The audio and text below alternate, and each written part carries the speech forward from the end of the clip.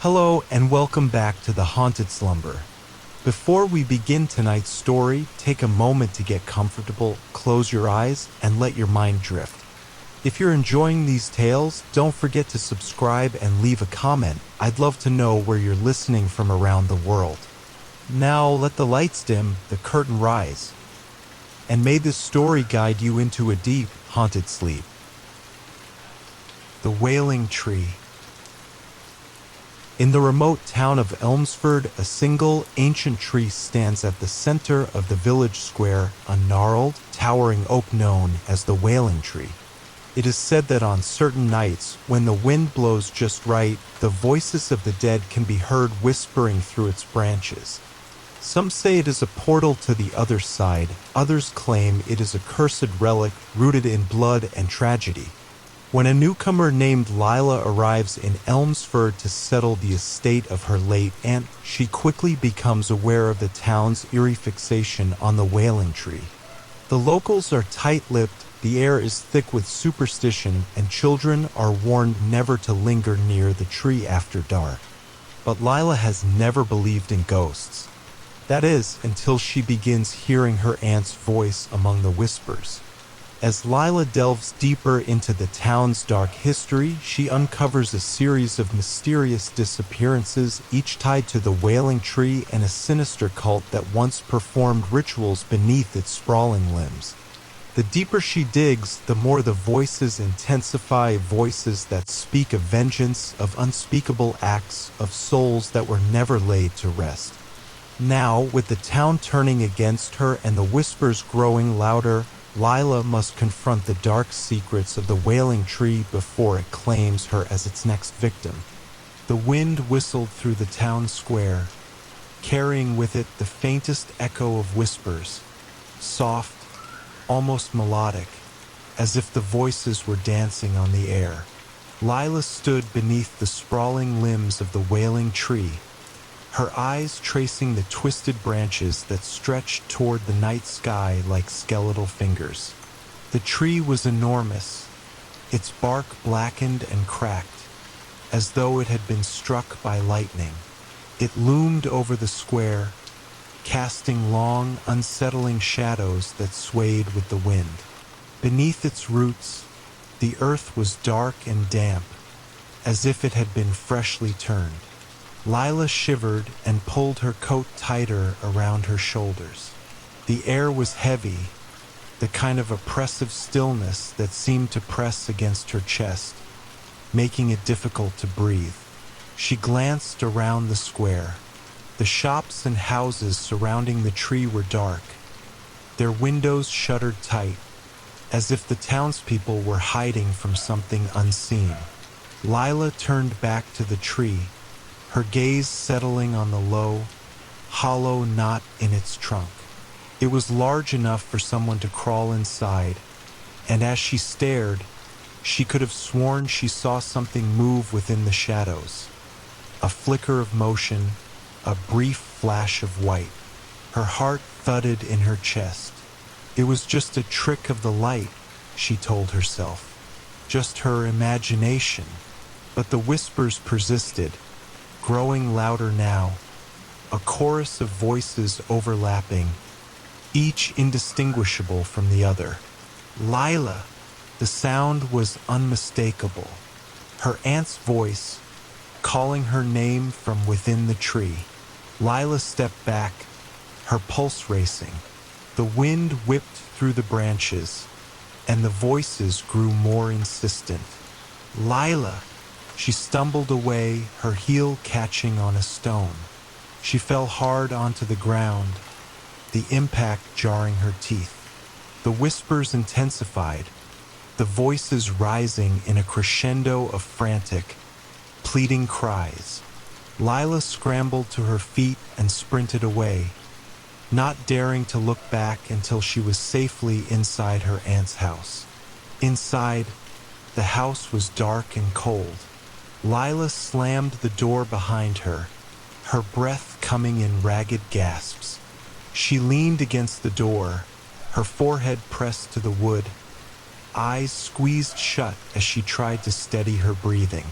The wind howled outside, and she could still hear the whispers echoing in her mind. Lila! She shook her head, pressing her palms against her temples. Stop it, she muttered, as if the voices would obey. When she finally opened her eyes, the house seemed even darker than before. The hallway stretched before her, shrouded in shadow, the floorboards creaking softly beneath her feet. The house had been left to her after her aunt's death. A sprawling, two-story Victorian that creaked and groaned as though it were breathing. She hadn't been back in Elmsford in years, not since she was a child. The memories were vague, hazy around the edges, but she remembered the tree. She remembered the stories. Lila made her way to the living room, where the only source of light came from the flickering street lamp outside. It cast elongated, wavering shadows that shifted across the walls like ghostly silhouettes. On the coffee table sat a box of her aunt's belongings, items that Lila hadn't yet had the courage to sort through. Her fingers trembled as she reached for the box, lifting the lid to reveal a collection of yellowed photographs, brittle and crumbling at the edges. The first photo was of her aunt, younger and smiling, standing in front of the Wailing Tree. It looked different then, smaller, less ominous. Lila set the photo aside and picked up another. This one showed a group of people standing in a circle beneath the tree, their heads bowed, hands clasped. They wore dark robes, their faces obscured by the hoods. In the center of the circle was a young girl, her face turned toward the camera. Lila's breath hitched. The girl was her. She dropped the photo back into the box, her hands shaking. How had she forgotten? How had she forgotten that night? But as she struggled to recall, her mind was flooded with a surge of disjointed images. Faces, voices, the sensation of cold earth against her skin, the smell of smoke and incense. And then the whispers, always the whispers. Lila! A sudden crash echoed from the hallway, and Lila jumped, her heart slamming against her ribcage. She rose to her feet, the floorboards creaking beneath her as she stepped cautiously toward the sound. The hallway stretched before her, dark and empty. The wind howled outside, rattling the windows, and the whispers seemed to slip through the walls, weaving around her like a living thing. Lila! The voice was louder now, more insistent. It was coming from the basement. Lila's hand hovered over the basement door handle, her skin prickling with cold. She knew she shouldn't go down there. She knew the stories, knew what her aunt had said before she died. Don't go into the basement, Lila, no matter what you hear, no matter what it says. But she had to know. She had to remember. Taking a deep breath, she grasped the handle and twisted it, the door creaking open to reveal the darkness below. The air that drifted up was frigid, smelling of damp earth and something else, something sweet and rotten. The whispers grew louder, swirling around her like a swarm of insects. Lila!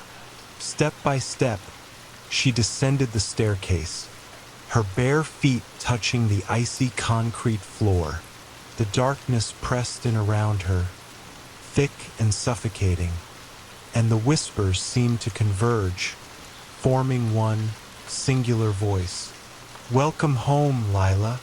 A single candle flickered in the center of the room, its light illuminating a figure that stood in the center of the basement.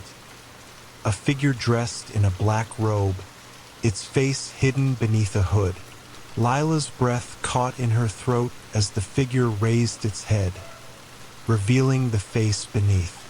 It was her aunt, but her eyes were hollow, her skin gray and waxen, Her mouth stretched into a terrible, knowing smile.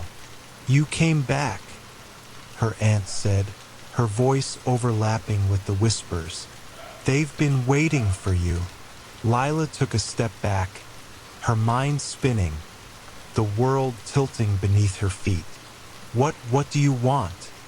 Her aunt's smile widened, her eyes dark and empty. "To finish what we started." The candle's flame flared, and the whispers erupted into a deafening roar, filling the room, flooding Lila's mind until all she could hear was her aunt's voice, echoing through the darkness. "You're ours now." Lila's legs buckled and she crumpled to the cold basement floor. The whispers swirled around her, pressing against her skull, burrowing into her mind like tiny, clawing fingers. She clasped her hands over her ears, but the voices only grew louder, their cadence rhythmic like a dark, sinister lullaby. Above her, her aunt's form loomed, casting a shadow that stretched across the basement floor like a spreading pool of ink. The candle's flame flickered, throwing grotesque, shifting shapes against the walls. "You're ours now," her aunt said again, her voice not quite her own, as if another presence spoke through her, something dark, something ancient. Lila squeezed her eyes shut. This couldn't be real. This couldn't be happening. But the floor beneath her was cold, the air heavy with the scent of damp earth and rot. And when she opened her eyes again, the figure was still there, its eyes locked onto hers, its grin widening until it seemed to split its face in half. Lila's breath came in shallow, ragged gasps. "You're not my aunt," she managed, her voice shaking. You're something else." The figure tilted its head, the candlelight catching the edges of its teeth. "I am what she became," it said. "What you will become." Lila scrambled backward, her back slamming against the wall. The whispers grew louder, each voice merging into the next until they became a single, undulating wail. "Join us, Lila," they chanted. "Join us beneath the Wailing Tree." The candle's flame flared, and the light momentarily illuminated the rest of the basement. That was when Lila saw them, the others. They stood along the walls, dozens of them, each draped in black robes, their hoods pulled low over their faces. Their hands hung limply at their sides, their heads bowed, their lips moving in silent, synchronized whispers. Lila's heart pounded, her skin clammy with sweat. They were chanting her name, their voices rising and falling in a sickening, hypnotic rhythm. "Lila! Lila! Lila!" The figure that wore her aunt's face stepped forward, its bare feet leaving damp prints on the concrete floor. It reached for her, its fingers long and thin, the nails blackened and cracked. "No!" Lila shouted, twisting away. "You're not real." The figure crouched down, its face inches from hers. Its breath was cold, like a wind blowing up from a deep, dark well. "Oh, but I am," it whispered, its eyes black as voids. "And so are they." Lila's gaze darted around the room, and the robed figures stepped forward in unison, their feet shuffling against the floor in a sound like dead leaves rustling. Lila's mind reeled. She had to get out of there.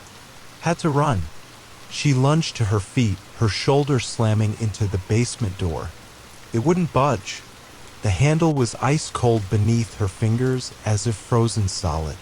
The whispers grew louder, the voices rising to a fever pitch.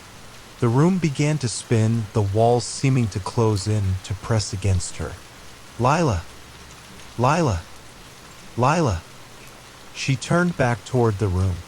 The figures were moving closer, their hoods still pulled low over their faces, their hands outstretched as if reaching for her.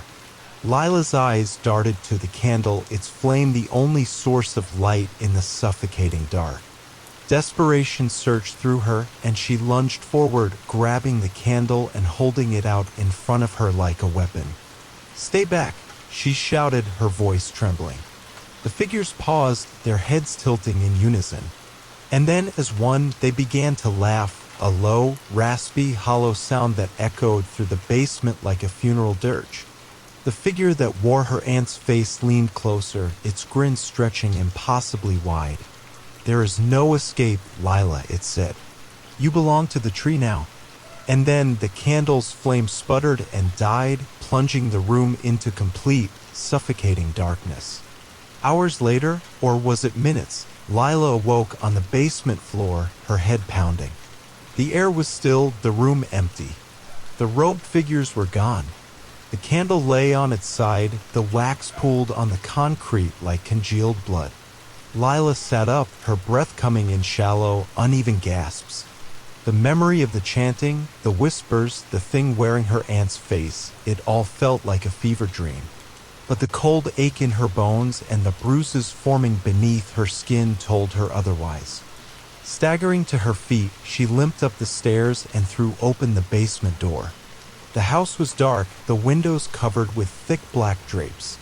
The silence was oppressive, heavy, as though the air itself had been sucked from the room. Lila moved to the window, her fingers trembling as she pulled back the curtain. Outside, the Wailing Tree loomed in the center of the town square, its branches swaying gently despite the absence of wind. And then she saw them. Figures. Dozens of them standing beneath the tree. They were draped in black robes, their faces hidden by hoods.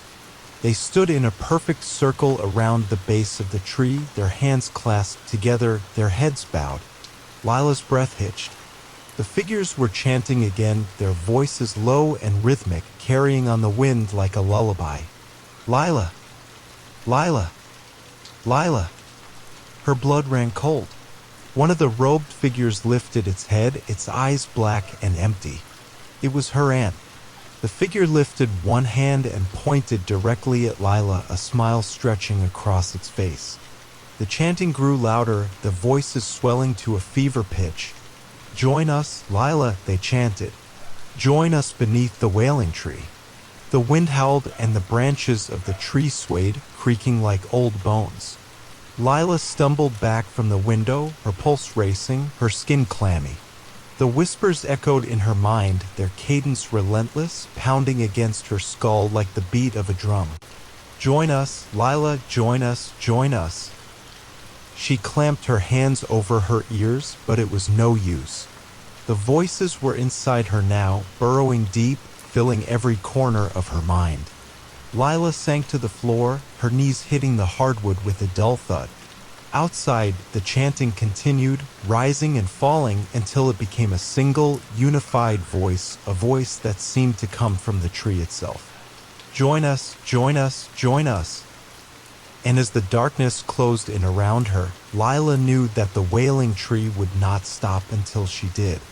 The hours melted together into an indistinguishable blur of whispers and darkness. Lila sat huddled on the floor, her back pressed against the wall, her knees drawn up to her chest. The house was silent, the air heavy and still, but outside, the chanting continued. She could hear it beneath the howling wind, the low, rhythmic murmur of voices circling the Wailing Tree. The words were indistinct, a jumble of syllables that seemed to weave together, forming a single relentless command. "Join us, join us, join us." Lila pressed her hands over her ears, rocking back and forth. The whispers were inside her now, threading through her mind like a poisonous vine, wrapping tighter and tighter until it felt like her skull would crack under the pressure. This wasn't real, couldn't be real. But every time she closed her eyes, she saw them. The robed figures standing beneath the Wailing Tree, their faces blank, their hands clasped together in a circle of darkness. And always, at the center, her aunt's hollow, empty eyes staring straight at her. Lila squeezed her eyes shut, biting down on her lip until she tasted blood. There had to be a way out. There had to be a way to stop it. But how? A sudden, sharp knock echoed through the house, and Lila's eyes snapped open. The front door. Someone was at the front door. For a moment, she remained frozen, her breath caught in her throat. Had she imagined it? Had the whispers finally driven her mad? The knock came again, louder this time, more insistent. Lila pushed herself to her feet, her legs trembling beneath her. The hallway stretched before her, dark and empty. The shadows seemed to move, shifting along the walls like living things. She forced herself forward, her bare feet sliding across the cold wooden floor. The whispers rose in volume, a cacophony of voices that seemed to echo through the walls, through the very bones of the house. "Join us, join us." Lila swallowed, her throat dry. The front door loomed before her, its surface warped and splintered, as though it had been there for 100 years. She reached out, her hand shaking as she gripped the doorknob. It was cold, so cold it felt as if her fingers were pressing against solid ice. "Lila!" The voice was a whisper, just on the other side of the door. Her aunt's voice. Lila squeezed her eyes shut, tears burning beneath her eyelids. It wasn't her aunt. Couldn't be. The doorknob twisted in her hand, and the door swung open with a low, creaking groan. Standing on the porch was a man in his 40s, his face half hidden beneath the brim of a wide-brimmed hat. His eyes were bloodshot, his jaw unshaven, and he reeked of stale beer and cigarettes. "Lila," he said, his voice slurred. "It's me, Ray." Lila blinked, her mind struggling to connect the name to the face. Ray, her uncle, her aunt's ex-husband, the man who had disappeared years ago without a trace. What are you doing here?" she stammered, her voice barely above a whisper. Ray swayed on the porch, his eyes darting nervously around the yard.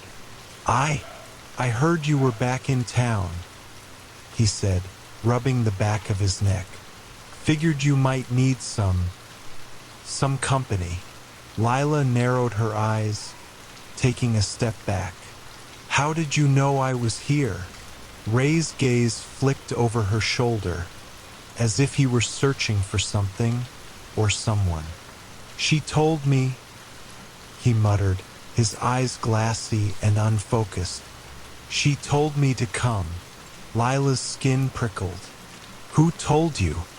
Ray swallowed, his throat bobbing. "Your aunt," he said. "She's been calling me every night, saying she needs me, saying she needs all of us." Lila's heart hammered against her ribcage. "She's dead, Ray." Ray's eyes widened, and for a moment, his face crumpled into an expression of sheer terror. "I know," he whispered, "but she's still here. I hear her every night, calling me from the tree." Lila's blood ran cold.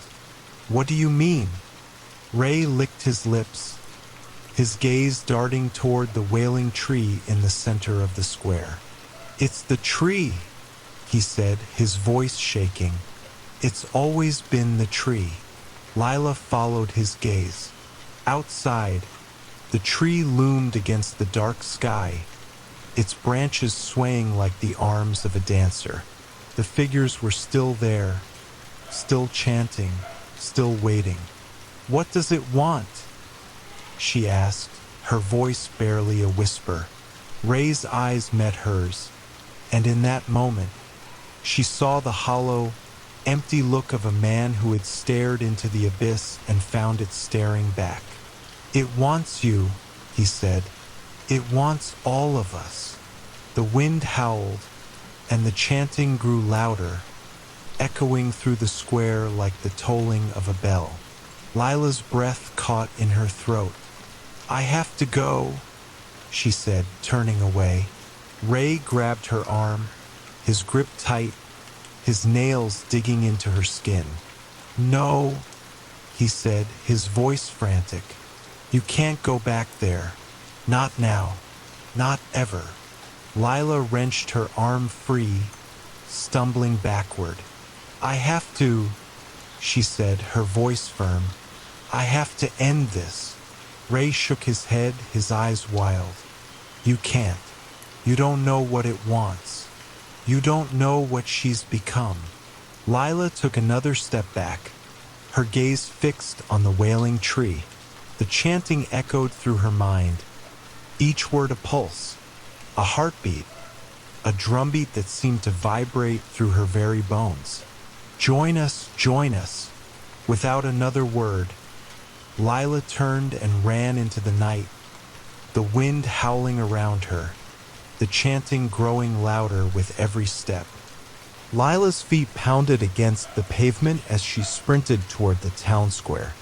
The wind howled around her, whipping her hair into her face, and the chanting grew louder, the words sinking deeper into her mind like the relentless tolling of a bell. Join us, join us, join us. Ahead, the Wailing Tree loomed against the dark sky, its twisted branches reaching toward the heavens like grasping hands. Beneath its shadow, the robed figures stood in a perfect circle, their heads bowed, their hands clasped together. Lila's breath came in ragged gasps as she skidded to a stop at the edge of the square. The ground beneath her feet felt strange, soft, almost spongy, as though the earth itself were breathing.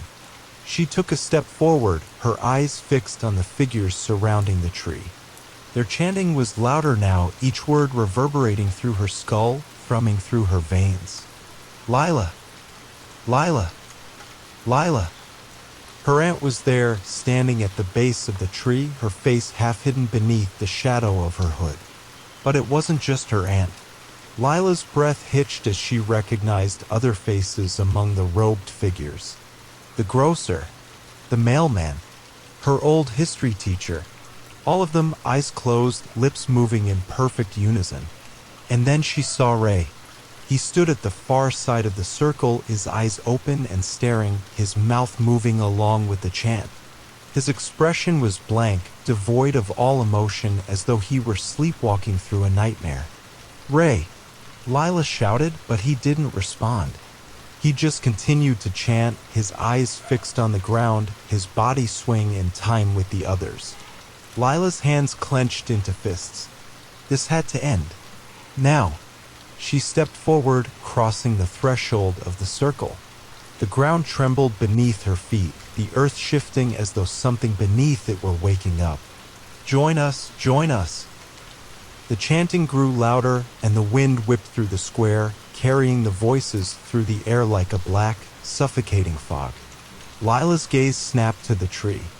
Its branches swayed, creaking like old bones, and the bark seemed to pulse as though it were alive. Beneath the tree, her aunt lifted her head, her eyes black and empty. Lila, she said, her voice low and hollow. It's time. Lila swallowed, her throat dry. Time for what? To take your place, her aunt said. To become one with the tree. The robed figures moved closer, their hands reaching out, their faces blank and lifeless. The ground quaked, and the air thickened, pressing down on Lila like a heavy, suffocating shroud. No, Lila said, her voice shaking. I won't. Her aunt's grin stretched wider, the skin around her mouth cracking, splitting open to reveal something dark and wet beneath. You have no choice, she said. The tree has chosen you.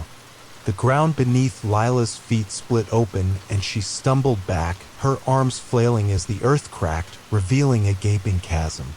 From within the fissure, a black, tar-like substance oozed up, bubbling and hissing as it spilled onto the ground. Lila's eyes widened. The substance writhed, twisting and coiling like living tentacles, reaching for her ankles. Lila, a voice shouted. Lila's head snapped around. Ray. He was standing at the edge of the circle, his eyes wild, his hands clenched into fists. Run, he shouted. Get out of here. The robed figures turned toward Ray, their faces expressionless, their eyes black as voids. They moved toward him, their arms outstretched, their fingers claw-like. Ray backed away, his gaze darting around the square. Lila, he shouted again. Don't let them take you. The black substance surged forward, latching onto Lila's ankles, wrapping around her legs like living vines. The wind howled through the square, and the chanting rose to a fever pitch. The robed figures swayed in unison, their heads bowed, their hands clasped together as they chanted the same haunting refrain. "Join us, join us." Lila stood in the center of the circle, her eyes wide and unblinking. The black substance writhed over her skin like a second layer of flesh, pulsating in time with the rhythm of the chant. Her aunt stepped forward, her face twisted into a grotesque mask of glee. "You're one of us now, Lila," she said, her voice echoing unnaturally. "You belong to the tree." Lila's lips moved, but the words that escaped her mouth weren't her own.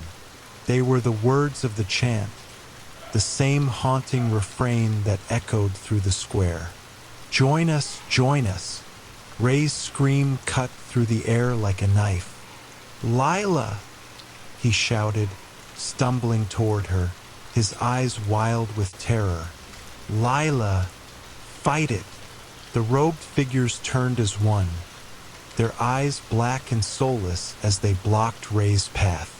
He pushed against them, but they held firm, their hands grabbing at him, their nails digging into his skin. Ray struggled, his fists flying, but it was like fighting through a swarm of shadowy phantoms. Their fingers tightened around his arms, pulling him down, forcing him to his knees. "Lila!" he cried, his voice breaking. "Don't let them take you." Lila's gaze met his, and for a brief moment, her eyes flashed with recognition. The black substance slithered over her face, sliding over her cheeks, her forehead, her eyes. She opened her mouth to speak, but the words that escaped her lips were not her own. "Join us, join us." Ray shook his head, tears streaming down his face. "No!" he screamed. "Lila, don't let them win." Her aunt reached for Ray, her bony fingers closing around his throat. "You shouldn't have come back," she said, her voice dripping with venom. "You were always too weak to see the truth." Ray gasped, his eyes bulging as her grip tightened, cutting off his air. "Lila," he choked, his voice barely a whisper. "Please." The black substance swirled around Lila, thickening, growing darker, until it engulfed her completely. The chanting grew louder, more insistent, as if the very ground beneath them were singing along. "Join us, join us." The wailing tree shuddered, its branches creaking, its roots writhing beneath the soil. The ground trembled, and the air grew heavy, pressing down on them like an invisible weight. Ray's eyes rolled back in his head as his aunt's grip tightened, her nails digging into his skin, drawing blood. And then, without warning, the ground split open beneath them.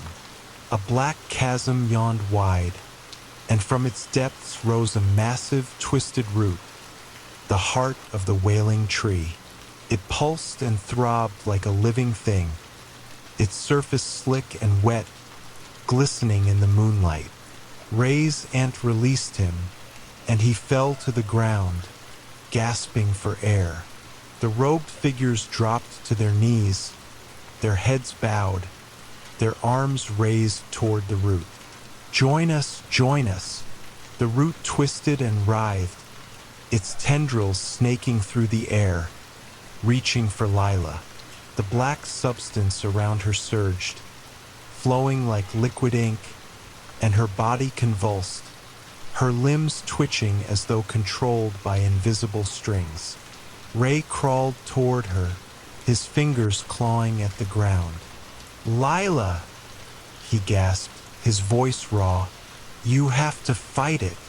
Lila's eyes snapped open, and for a brief moment, her gaze locked onto his. Her lips trembled, and a single word slipped through. "Help!" Ray's heart lurched. He pushed himself to his feet, his legs shaking beneath him. "I'm here," he shouted.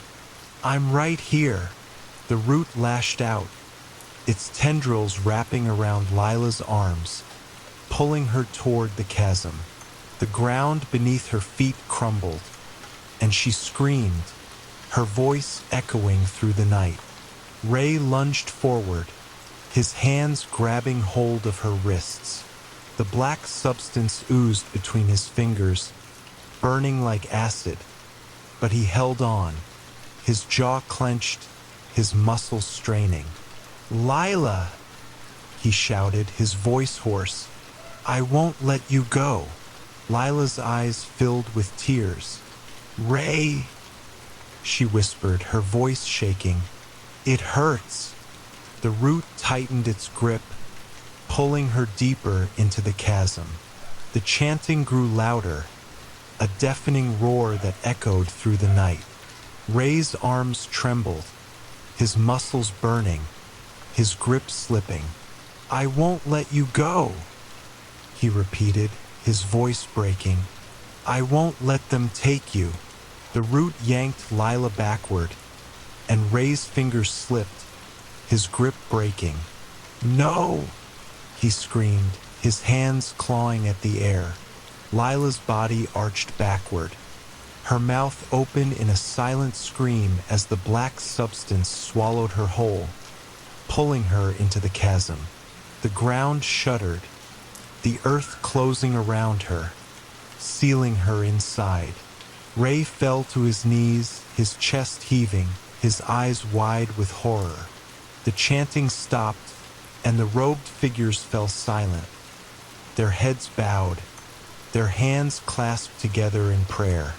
The wailing tree loomed above them, its branches swaying, its roots pulsing beneath the ground like the veins of a massive, living beast. Ray's aunt stepped forward, her face twisted into a grotesque smile. "It is done," she said, her voice hollow. "She is one of us now." Ray's heart hammered against his ribcage, his breath coming in ragged gasps. "No," he whispered, his voice breaking. "No." His aunt's grin widened, and she leaned down, her face inches from his. "You can't save her," she said.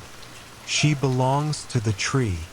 Ray's eyes filled with tears, and he screamed, a raw, primal sound that echoed through the night, carrying through the square, through the town, through the world. The wailing tree swayed above him, its branches creaking, its roots pulsing in the darkness. And somewhere, deep beneath the earth, Lila's scream echoed back. Ray's scream faded into the night, swallowed by the oppressive silence that now hung over the square. The robed figures stood motionless, their eyes still fixed on the wailing tree, their faces blank and expressionless. Ray's breath came in ragged gasps, his hands digging into the dirt where Lila had been pulled under. The ground beneath him was cold and damp, the scent of rotting earth filling his nostrils. His aunt straightened, brushing a strand of hair from her face. "It's over, Ray," she said, her voice as smooth as silk. "You can go now." Ray's head snapped up, his eyes blazing.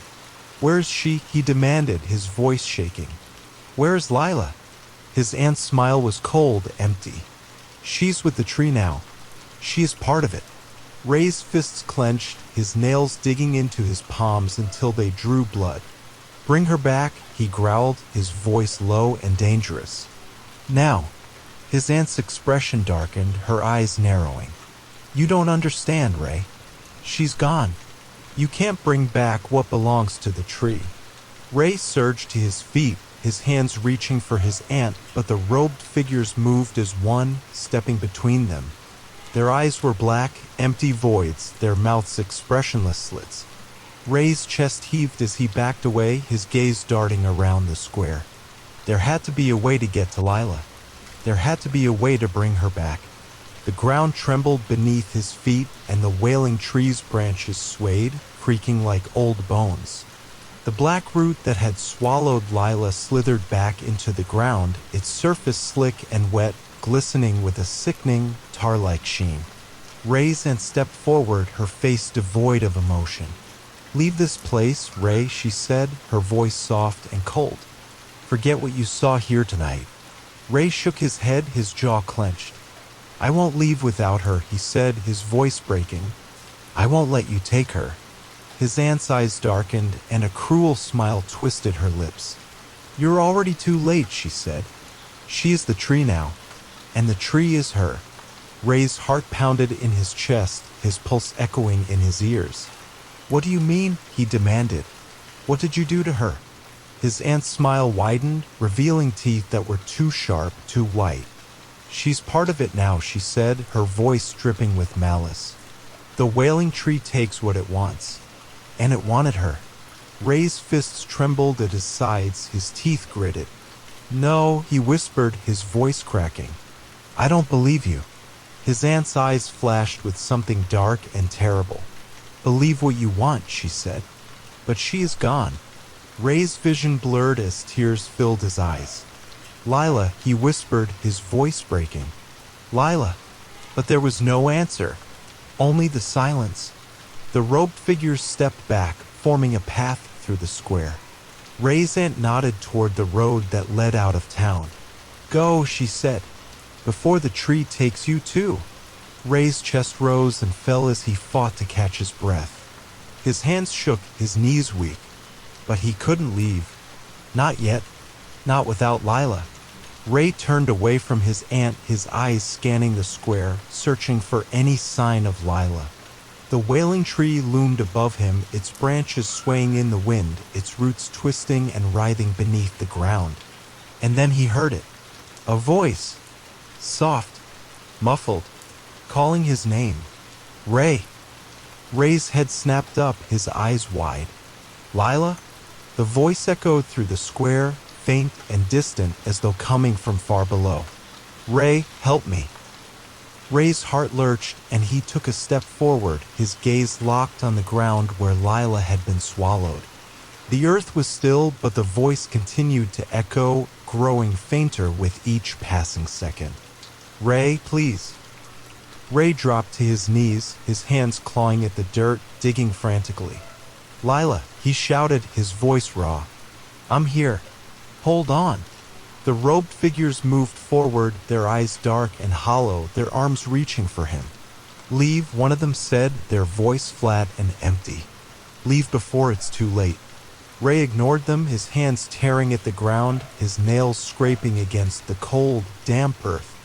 "Lila," he screamed, his voice breaking. "I'm coming. Hold on." The chanting resumed, low and droning, filling the air like a heavy, suffocating fog. Ray's aunt stepped forward, her eyes glinting with something dark and cruel. "She's gone, Ray," she said, her voice soft and mocking. "There is no Lila. There is only the tree." Ray's breath hitched, his chest heaving as he shook his head. "No," he whispered, his hands clutching at the dirt. "No, she's still here. I can hear her." His aunt's smile widened, and she leaned down, her face inches from his. "Do you want to join her, Ray?" she whispered, her breath cold against his skin. "Do you want to become one with the tree?" Ray swallowed, his eyes wild. "I just want her back," he said, his voice breaking. "I just want Lila back." His aunt's eyes gleamed, and she leaned closer, her lips brushing against his ear. "Then you'll have to go where she is," she whispered. "You'll have to join her in the roots." Ray's blood ran cold, and he pulled back, his eyes wide. "What do you mean?" His aunt straightened, her smile twisting into something dark and malevolent. "The tree takes what it wants," she said, "and it never gives it back." Ray's heart pounded in his chest, his pulse echoing in his ears. "Lila," he whispered, his eyes filling with tears. "I'm coming for you. And before his aunt could stop him, Ray plunged his hands into the ground, his fingers digging into the cold, damp earth, searching for any trace of Lila. The chanting grew louder, a deafening roar that filled the air, drowning out all other sounds. Ray's aunt's voice echoed through the square, cold and hollow. "You can't save her, Ray," she said, her voice reverberating through the air. "She is the tree now. And soon, you will be too."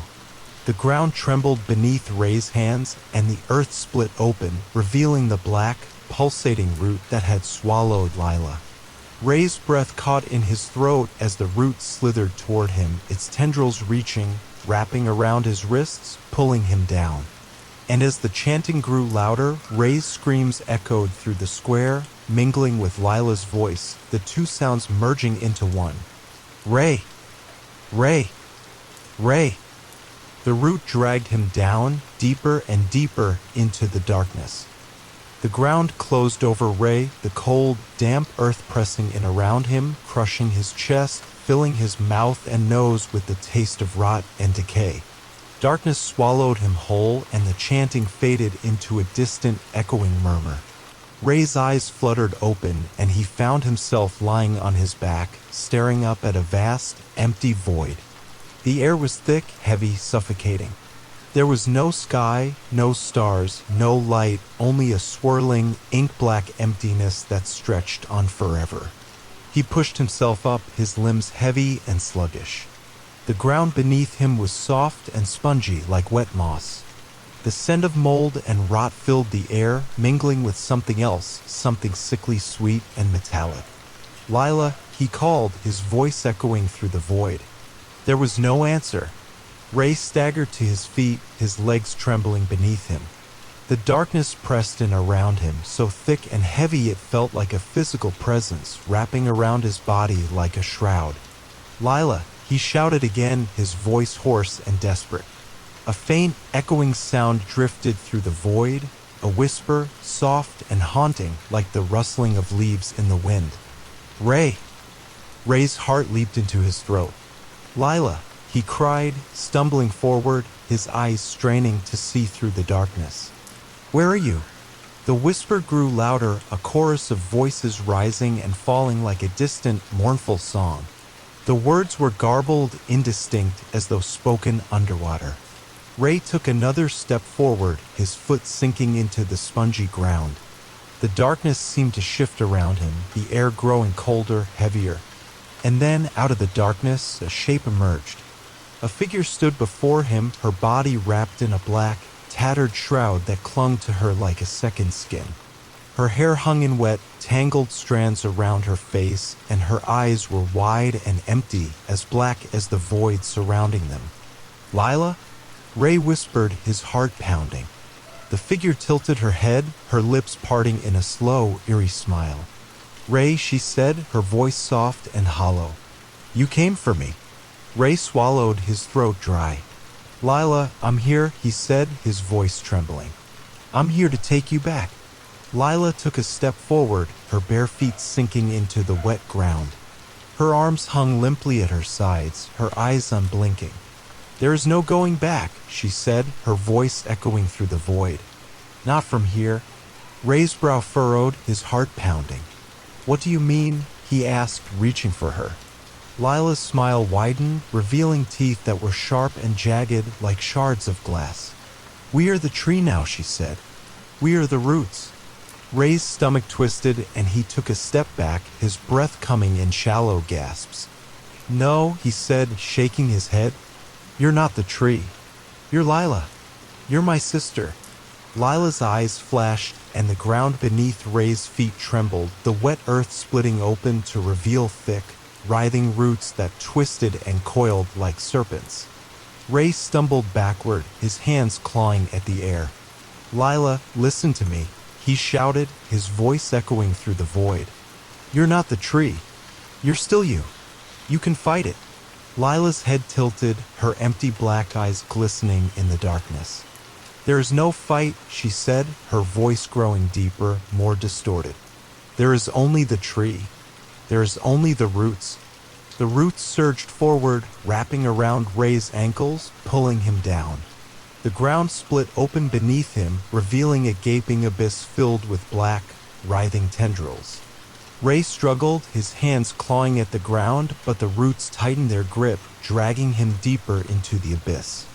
The air grew colder, the darkness pressing in around him like a suffocating fog. "Lila!" Ray screamed, his voice raw. "Please, don't let them take you." Lila's face twisted, her smile widening until it stretched from ear to ear, her black eyes shining like twin voids. "We are already taken," she said. "We are the tree." The roots surged upward, wrapping around Ray's arms, his neck, his mouth. The air grew heavy, the darkness thickening, pressing in around him like a shroud. Ray's vision blurred, his breath coming in short, ragged gasps. The roots tightened, pulling him deeper, deeper, until the darkness swallowed him whole. And then there was silence. Ray's eyes snapped open, and he found himself lying on his back, staring up at the Wailing Tree. The sky was gray, the air heavy and still. The robed figures stood in a circle around him, their heads bowed, their hands clasped together in prayer. Ray pushed himself up, his limbs aching, his head spinning. The ground beneath him was cold and wet, the scent of damp earth filling his nostrils. His aunt stepped forward, her face a mask of cold indifference. "You shouldn't have gone down there," she said, her voice flat. "You shouldn't have followed her." Ray blinked, his vision swimming. "Where's she?" he asked, his voice weak. "Where's Lila?" His aunt's expression didn't change. "She is with the tree," she said. "And now so are you." Ray's stomach twisted, and he looked down at his hands. His skin was pale, almost translucent, and dark veins pulsed beneath the surface, twisting and writhing like roots. "No," Ray whispered, shaking his head. "No, this can't be." His aunt stepped closer, her eyes gleaming. "You are the roots now," she said, her voice soft and cruel. "You are part of the tree, and the tree is part of you." Ray's breath hitched, his eyes widening as the ground beneath him trembled. The roots twisted around his legs, slithering up his body, wrapping around his arms, his neck. He gasped, his hands clawing at the roots, but they tightened their grip, pulling him down, deeper into the earth. The chanting grew louder, a deafening roar that echoed through the square, drowning out all other sounds. Ray's aunt's face loomed above him, her eyes dark and empty. "Welcome to the roots," she said, her voice echoing through his mind. "Welcome to the tree." Ray's screams echoed through the air as the ground swallowed him whole, the roots wrapping around his body like a cocoon. And somewhere, deep beneath the earth, Lila's voice whispered through the darkness, soft and haunting. "Ray! Ray! Ray!" The roots tightened, the darkness closed in, and Ray's world faded to black. Time became meaningless in the suffocating darkness. Ray's world was reduced to the feeling of cold, wet earth pressing against his skin, roots slithering over his limbs like serpents, tightening with every breath. His body was immobilized, entombed beneath the Wailing Tree, and all he could hear was the steady, rhythmic pulse of the roots. Thump, thump, thump. It was like a heartbeat, slow and deliberate, echoing through the roots and into his bones. With every pulse, Ray felt something tugging at his mind, a persistent, insidious pressure that seemed to worm its way into his thoughts. Images flashed before his eyes, faces he didn't recognize, memories that weren't his. A woman screaming as she was pulled into the earth. A man clawing at the ground as roots wrapped around his throat. A child's voice echoing in the darkness, crying for his mother. Ray's chest heaved, his breath coming in shallow gasps. Was he dreaming? Was he dead? He tried to move his arms, but they were pinned to his sides by thick, pulsating roots. He tried to scream, but the earth filled his mouth, choking him. And then, through the darkness, he heard it. A voice, faint, distant, familiar. Ray! Ray's eyes snapped open, and he strained to hear. It was Lila's voice, drifting through the roots like a breeze through a forest. Ray, help me! Ray's heart hammered against his ribs. Lila! He tried to shout, but his voice was swallowed by the earth. She was close. He could feel it. The roots pulsed around him, tightening, pressing against his skin. The heartbeat grew louder, reverberating through his skull, drowning out all other sounds. Thump, thump, thump. Ray squeezed his eyes shut, focusing on Lila's voice, trying to block out the suffocating darkness. He could still hear her, faint and far away, but growing closer. Ray, it's so dark, so cold. Ray gritted his teeth, his jaw aching. I have to get to her. I have to break free. He twisted his wrists, feeling the roots shift around him, and he pulled, grunting with the effort. The roots resisted, pressing tighter, digging into his flesh. But Ray kept pulling, his muscles straining, his veins bulging beneath his skin. A sharp, tearing pain shot through his right arm, and he screamed, his voice muffled by the earth. But he kept pulling, kept struggling, until he felt the roots give way, snapping one by one. Ray's right arm came free, and he gasped, his chest heaving.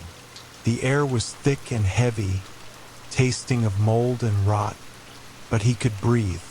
He clawed at the roots around his chest, his fingers digging into the slick, writhing tendrils, ripping them away piece by piece. The heartbeat grew louder, pounding in his ears, drowning out Lila's voice. Thump, thump, thump. Ray gritted his teeth, ignoring the pain, and tore at the roots around his face, ripping them away until the dirt crumbled, spilling onto his chest. Light pierced the darkness, and Ray blinked, his eyes stinging. Above him, the gray sky loomed, the twisted branches of the Wailing Tree swaying against the clouds. Ray pulled himself up, the earth crumbling around him, and he staggered to his feet, his body aching, his limbs heavy. The ground beneath him was cold and wet, the scent of rot clinging to his skin. But Lila was nowhere to be seen. Lila! He shouted, his voice echoing through the clearing. Lila! Silence. Only the sound of the wind rustling through the leaves, the creaking of the Wailing Tree's branches. Ray stumbled forward, his eyes scanning the clearing. The robed figures were gone, their chanting replaced by the mournful wail of the wind. Ray's aunt stood at the edge of the clearing, her back to him, her hands clasped in front of her.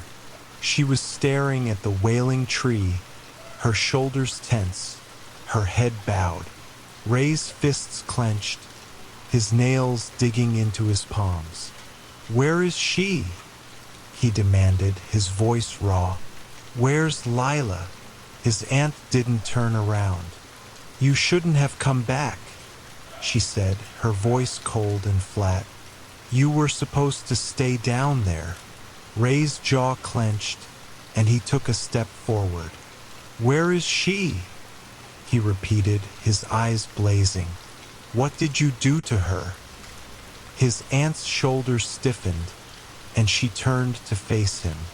Her eyes were dark, empty, the skin around them bruised and sunken. She is part of the roots now, she said, her voice hollow. She is with the tree. Ray's stomach twisted, and his hands trembled. No, he said, shaking his head. You're lying. I heard her. I heard her voice. His aunt's eyes flicked to the ground, and for a brief moment, Ray thought he saw something. Guilt? regret, fear, but then her face hardened, and she stepped forward, her jaw set.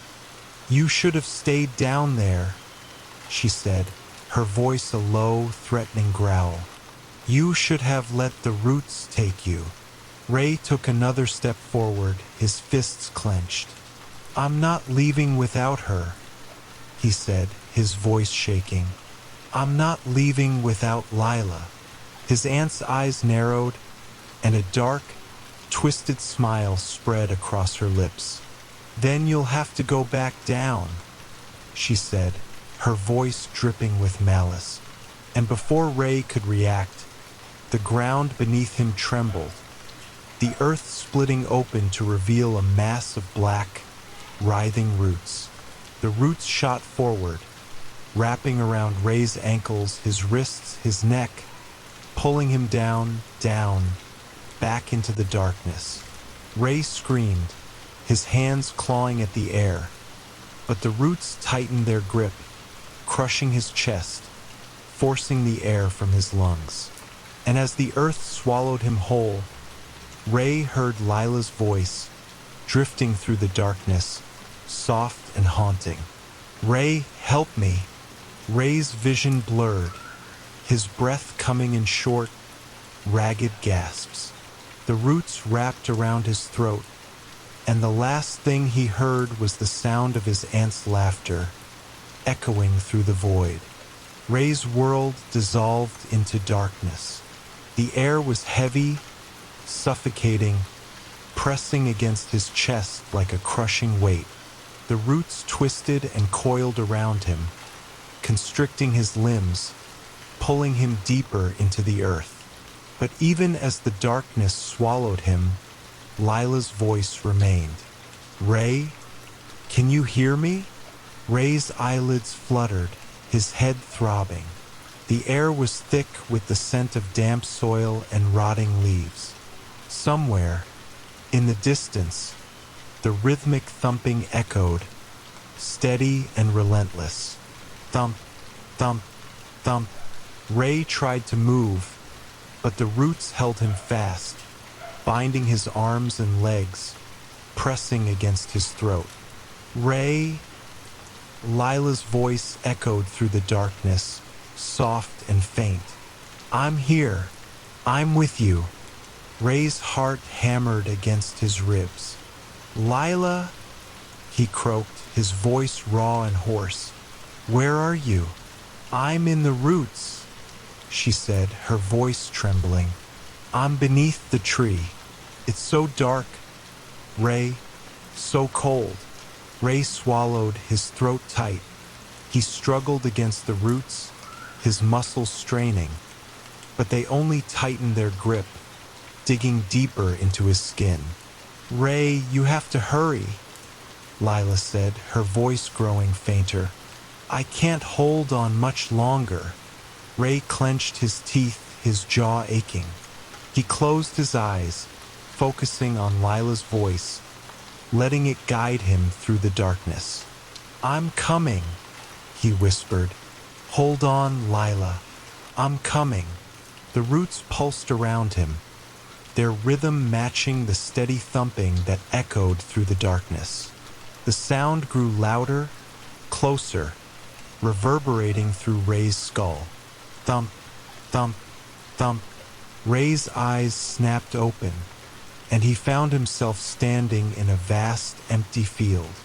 The sky was a dull, lifeless gray, and the ground was covered in a thick, black fog that swirled around his ankles like mist.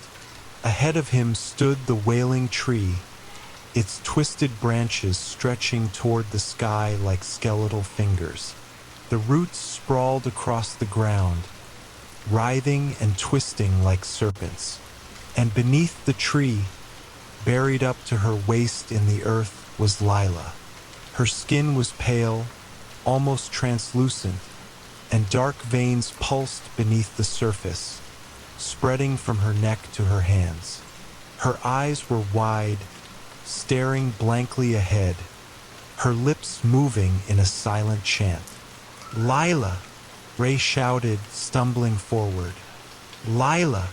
Lila's head snapped up, and her eyes met Ray's. For a moment, they were her eyes, bright and terrified. But then they darkened, turning black as the void, and her lips curled into a twisted smile. "Ray," she said, her voice hollow and echoing. "You shouldn't have come here." Ray's blood ran cold. "Lila, I'm here to save you," he said, his breath coming in short, ragged gasps. "I'm here to get you out." Lila's smile widened, revealing rows of sharp, jagged teeth. "There is no way out," she said, her voice growing deeper, darker. "We are the roots now." Ray's heart hammered against his ribs. He took a step back, his eyes darting around the field. The ground trembled beneath his feet, and the roots slithered forward, wrapping around his ankles, pulling him down. "No!" Ray shouted, struggling against the roots. "Lila, fight it! You can fight it!" Lila's eyes glistened, and for a brief moment, her face softened. "Ray," she whispered, her voice breaking. "I'm so cold." Ray's heart clenched, and he lunged forward, his hands outstretched. "Lila!" But before he could reach her, the ground split open beneath him, and he was swallowed by the earth. Ray's body slammed against the ground, and he gasped, his lungs burning. The air was thick and heavy, and the darkness pressed in around him like a suffocating fog. He was back in the cavern, the roots hanging from the ceiling like twisted vines. The ground pulsed beneath him, the rhythmic thumping echoing through the cavern. Ray pushed himself up, his limbs trembling. His skin was covered in dark, pulsing veins, spreading like black ink beneath his flesh. "Ray!" Ray's eyes snapped toward the sound. Lila stood a few feet away, her body half buried in the ground, the roots coiled around her waist. Her eyes were dark and empty, her skin pale and lifeless. "Ray, help me," she said, her voice weak. "I'm trapped." Ray staggered forward, his hands shaking. "Lila, hold on," he said, his breath coming in ragged gasps. "I'm going to get you out." Lila's lips trembled, and a single tear rolled down her cheek. "I can feel it inside me," she whispered, her voice breaking. "It's in my veins, in my head." Ray reached for her, his fingers brushing against her cold skin. "Lila, stay with me," he said, his voice trembling. "You're going to be okay. I'm going to get you out." But before he could pull her free, the ground beneath them shook, and the roots surged forward, wrapping around Ray's arms and legs, pulling him down. Ray screamed, his hands clawing at the ground, but the roots only tightened their grip, dragging him deeper into the earth. Lila's eyes widened, and she reached for Ray, her fingers trembling. "Ray, don't let them take you." Ray's vision blurred, the darkness closing in around him. The heartbeat grew louder, pounding in his skull, drowning out Lila's voice. Thump, thump, thump. Ray's body sank deeper, the roots coiling around his chest, his throat, his mouth. The air grew colder, the darkness heavier, pressing down on him like a shroud. And just as his vision dimmed, just as the roots closed over his eyes, he heard it, a soft, haunting whisper drifting through the darkness. "Ray, Ray, wake up." Ray's body jerked awake, his chest heaving as if he'd been drowning. His eyes snapped open, but all he saw was blackness, as though the world itself had vanished. His breath came in frantic gasps, and he struggled against the weight that pressed down on him, an overwhelming heaviness that felt like 1,000 invisible hands holding him in place. Then the whisper came again. "Ray! Ray, you need to wake up." The voice was faint but unmistakable. "Lila!" Ray blinked, pushing against the darkness. His arms trembled, and his legs felt like they were tangled in thick, oppressive roots. The air around him was thick and damp, the stench of decay hanging in the air, but there was no longer any physical pressure. "Lila," he called out, his voice shaking with uncertainty and fear. There was no immediate response, only the distant sound of something deep within the earth, something ancient. A low, rhythmic thump, just like before. Thump, thump, thump. It was the heartbeat of the land. Or something far worse. Ray's mind reeled as he pushed himself to his feet. His hands scraped against the cold, moist ground, and when he finally managed to stand, he was still trapped in the cavernous pit, the roots, dark and twisted, coiled around the walls, dripping something thick and black. The heartbeat grew louder, pounding in his ears, rattling his bones. His head felt like it was splitting open. "Lila!" Ray shouted again, his voice echoing in the suffocating space. Suddenly, the ground beneath him gave way, and Ray stumbled, falling to his knees. He was in the same place, the same dark, dank chamber, but something had changed. The shadows seemed to pulse and writhe, the air thick with an unnatural pressure. The roots had grown, spread, and now they snaked along the floor, creeping ever closer, their tips gleaming wetly in the dim light. And then he saw it. In the center of the cavern, surrounded by the dark, twisting roots, was the Wailing Tree. It stood taller than anything he had seen before, its bark blackened and scorched, its twisted branches reaching like gnarled hands toward the sky. The roots shot out like veins, pulsing with an unnatural rhythm, like the living heart of the earth itself. "Lila?" Ray whispered, his heart racing in his chest. The light was dim here, faint, flickering like a dying ember. A shadow moved beneath the tree. It was Lila. Her body was half submerged in the soil, the roots wrapped tightly around her, burrowing deep into her skin. Her face was pale, her eyes closed, her lips parted as though she were still breathing, yet she was lifeless. The roots had claimed her, just as they had threatened to. Ray's pulse quickened. He had to save her. But how? The roots were growing thicker, twisting in patterns that seemed to follow some unseen logic. He couldn't just rip them apart, not without destroying her as well. He stepped closer, and the roots seemed to react, shifting and groaning in the earth as if aware of his presence. The air thickened with a strange, heavy energy, as if something ancient and malevolent was stirring, waking up. "Lila," Ray said again, his voice trembling, "I'm here. I won't leave you." The darkness seemed to thicken around him, and for a moment, Ray thought he saw something in the shadows. His breath caught in his throat as a shape emerged from the gloom, something massive, monstrous. It was not Lila. It was something else. Something old, something twisted. The thing was tall, towering above Ray, with limbs that appeared to be made of the very roots themselves, contorted into grotesque forms. Its face, if it could be called a face, was a patchwork of writhing tendrils and hollow eyes.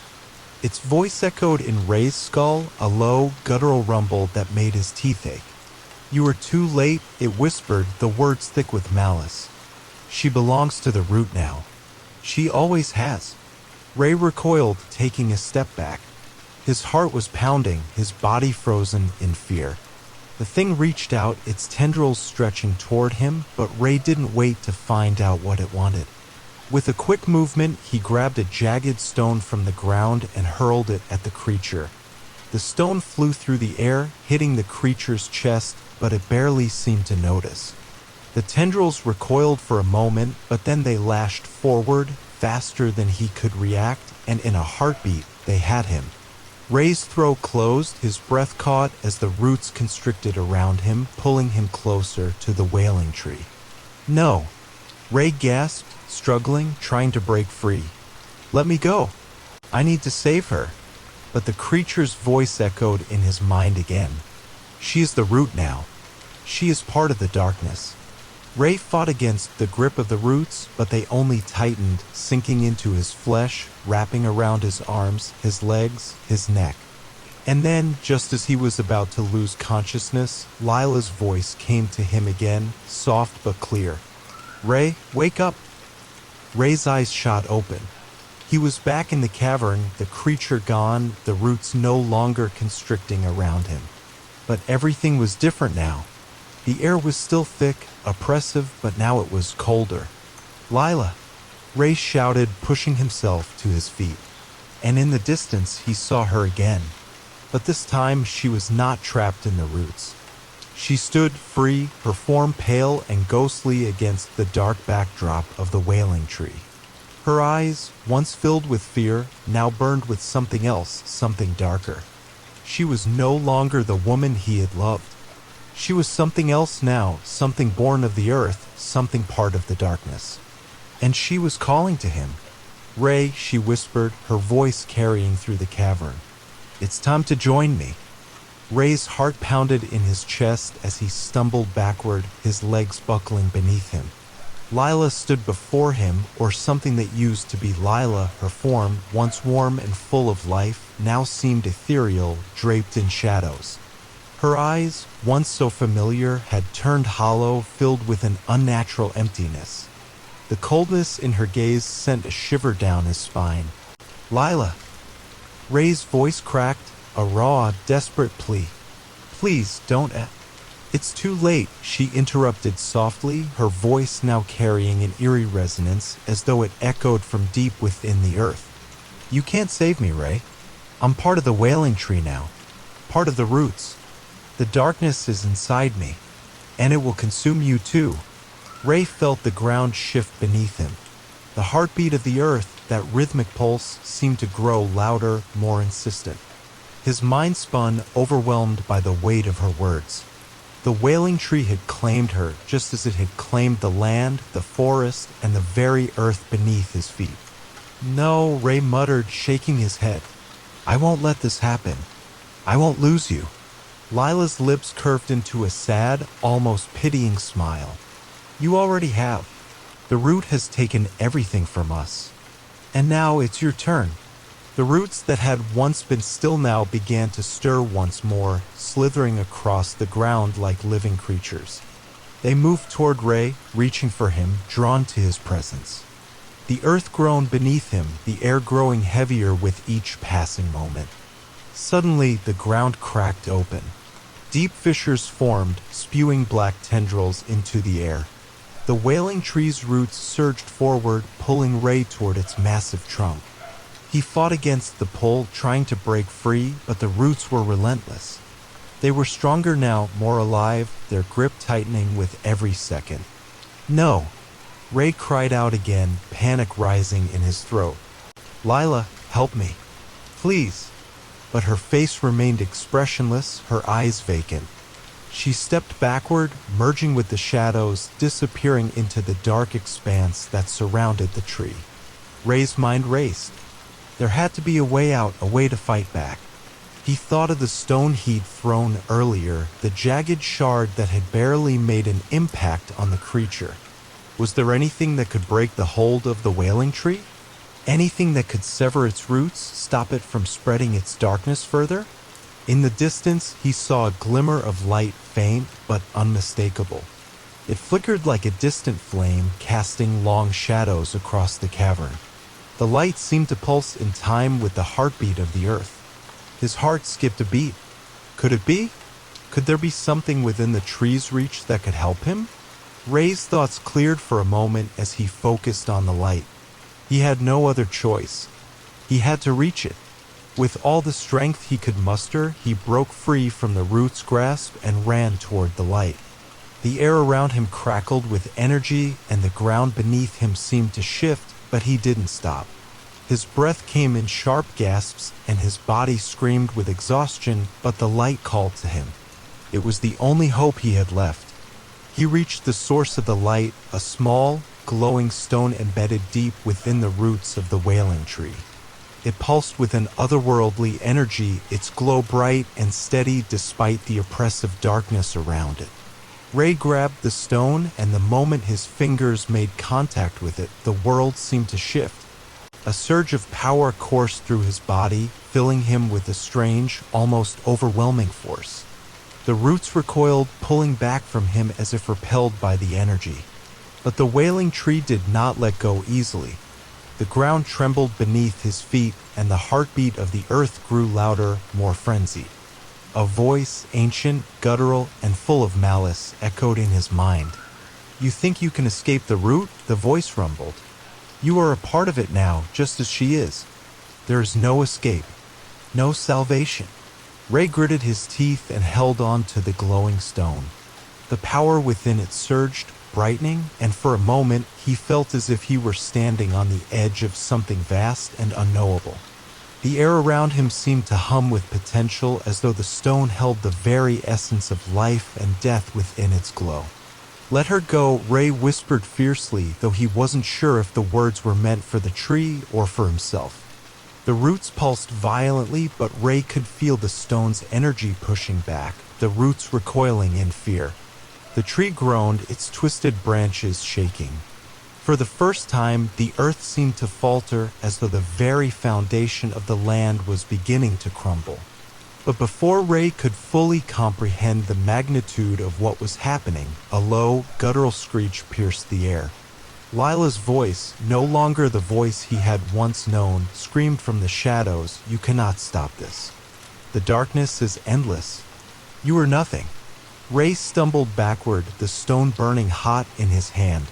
The roots around him began to thrash violently, and the light from the stone flickered as if it were about to go out. But he refused to let go. With a final surge of energy, Ray thrust the stone forward, deep into the center of the Wailing Tree's heart. The moment the stone made contact, a shockwave of power ripped through the cavern. The roots recoiled, and the tree itself seemed to shudder in agony. The world around him trembled. The heartbeat of the earth faltered. The darkness that had gripped the cavern began to recede, pushed back by the light. Ray collapsed to the ground, breathing heavily, his body trembling with exhaustion. He had done it. He had broken the tree's hold. But at what cost?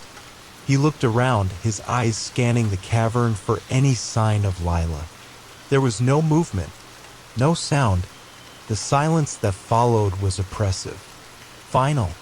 And then, in the stillness, he heard it, soft, whispering in the wind. "Ray!" Ray's heart skipped a beat. The voice was faint, barely a whisper, but it carried through the empty cavern like a thread of hope. He rose shakily to his feet, his body screaming in protest as he scanned the shadows, trying to locate the source of the sound. "Lila," he called out, his voice hoarse, filled with both desperation and disbelief. "Is that you?" The air around him shifted, a cold breeze stirring the once still shadows.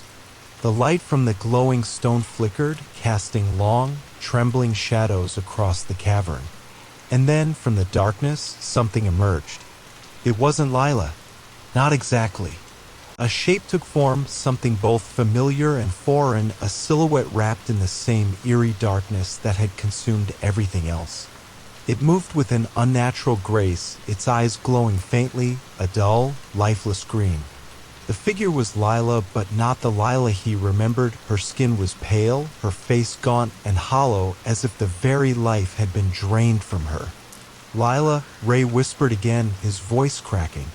She stepped closer, her movements slow, deliberate. Her mouth parted, and her voice echoed again, now stronger, though still tinged with an unearthly quality. "I'm here, Ray, but I'm not the one you knew anymore. I am part of the Wailing Tree. Its roots have taken me, and now I'm part of its curse." Ray reached out, his hand trembling. "No, you don't have to be this way. I can still save you. We can leave this place." But as he spoke, the air around them grew colder, the silence more oppressive.